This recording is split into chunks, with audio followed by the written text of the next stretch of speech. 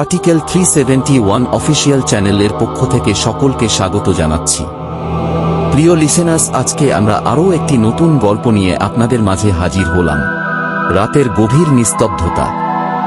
নতুন ফ্ল্যাটে উঠেছে রহমান পরিবার। 3 সদস্যের ছোট্ট পরিবার, স্বামী স্ত্রী আর তাদের 8 বছরের মেয়ে রাইসা। বাসাটি দেখতে সুন্দর, কিন্তু আশেপাশের মানুষজন বলাবলি করছিল এখানে কিছু একটা আছে।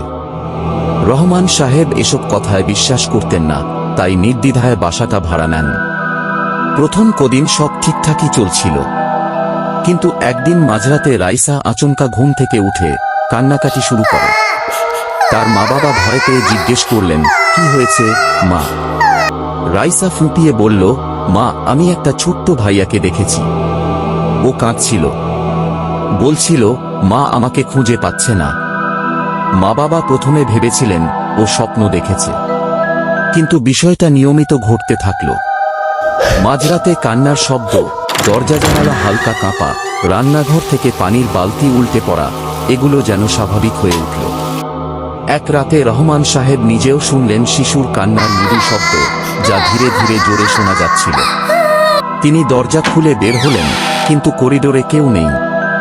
রান্নাঘরে ঢুকতেই দেখলেন সিঙ্কের নিচে পানি গড়িয়ে পড়ছে, যেন কেউ সেখানে খেলা করছিল। পরদিন কাজের লোক আসার পর তার স্ত্রী জিজ্ঞেস করলেন, আপনি কি কিছু জানেন?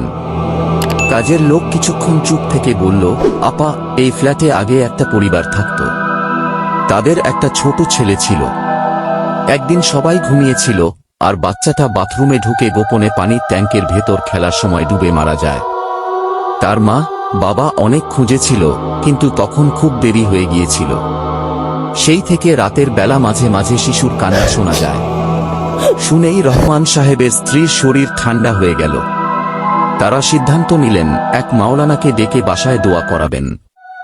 দোয়ার পর থেকে কান্নার শব্দ কিছুটা কমে এলো, কিন্তু রাইসা মাঝে মধ্যে বলে সে এখনো মাঝে মাঝে সেই ভাইয়াকে দেখে, যিনি আর কাঁদেন না, শুধু তাকিয়ে থাকেন। এমন আরও গল্প পেতে চাইলে আমাদের চ্যানেলটি সাবস্ক্রাইব করে বেল আইকনটি প্রেস করে রাখুন।